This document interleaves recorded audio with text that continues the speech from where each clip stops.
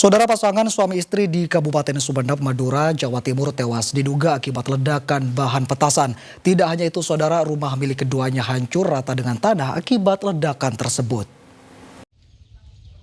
Rumah yang meledak ini berada di Desa Gadu Timur, Kecamatan Ganding, Kabupaten Sumeneb. Kondisi rumah hancur berantakan rata dengan tanah akibat ledakan petasan yang dibuat oleh pemilik rumah.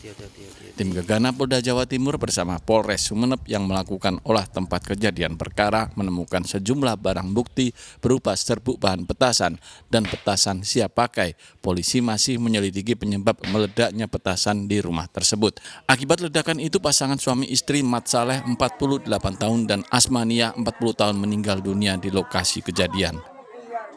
Petugas mendapat informasi bahwa telah terjadi ledakan di rumah Mas Saleh yang berada di Dusun Polai.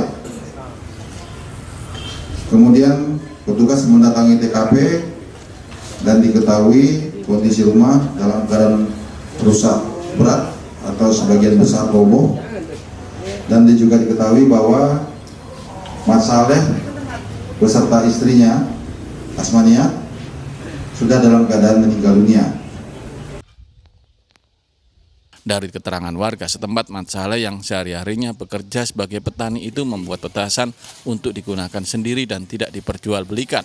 Petasan itu biasanya digunakan untuk mengusir binatang yang mengganggu tanamannya. Fatur Rosi melaporkan dari Sumeneb, Madura. Saudara, tak selamanya panen raya menggembirakan petani. Setidaknya hal itu dirasakan petani cabai rawit hijau di Bojonegoro. Saat cabai hasil panen kualitasnya bagus, justru harga di tingkat petani turun drastis. Kondisi tersebut menimpa para petani di Desa Sambung Rejo, Kecamatan Gondang, Kabupaten Bojonegoro. Harga cabai rawit hijau yang terus merosot pada musim panen raya kali ini membuat para petani resah.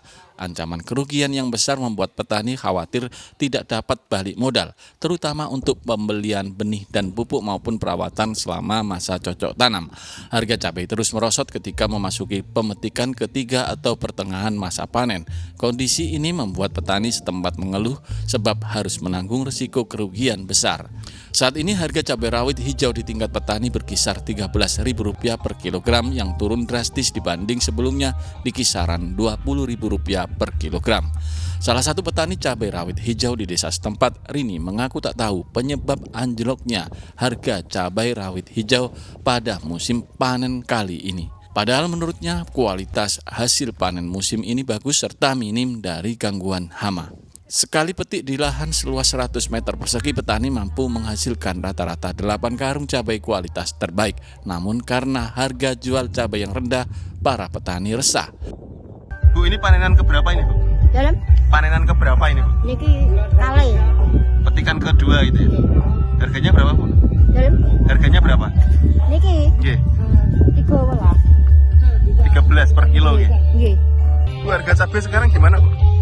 Murah 13.000. 13.000. Itu turun, Bu ya? Turun. Sebelumnya harganya berapa, Bu? 17.000. Itu sudah lama turunnya. Sudah. Penyebabnya kira-kira apa ini, Bu? Penyebabnya ya musim panen. Panen raya ini ya? Mungkin. Ini per kilo 13.000. Ini jualnya kemana ini, Bu? Nanti ada pembeli yang datang. Para petani hanya pasrah. Mereka berharap pemerintah turun tangan sehingga harga cabai rawit hijau kembali stabil agar petani tidak rugi. Muhammad Khodi melaporkan dari Bojonegoro. Saudara, hiu tutul sepanjang 4 meter yang terdampar di perairan Mojosari, Jember akhirnya mati. Meski sebelumnya para nelayan dan petugas gabungan sempat berupaya mengembalikan hiu paus tersebut ke tengah laut.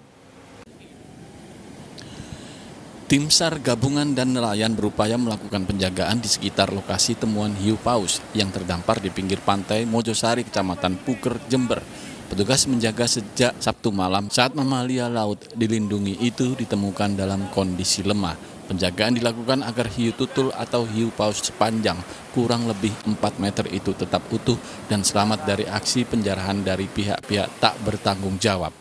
Sayangnya satwa dengan nama latin Rhincodon typhus itu akhirnya mati, meski sebelumnya sempat dilakukan upaya pertolongan dengan mendorongnya kembali ke tengah laut. Sesuai koordinasi tim SAR dengan pihak BKSDA dan Dinas Perikanan, bangkai hiu tutul itu rencananya akan dikubur tak jauh dari lokasi.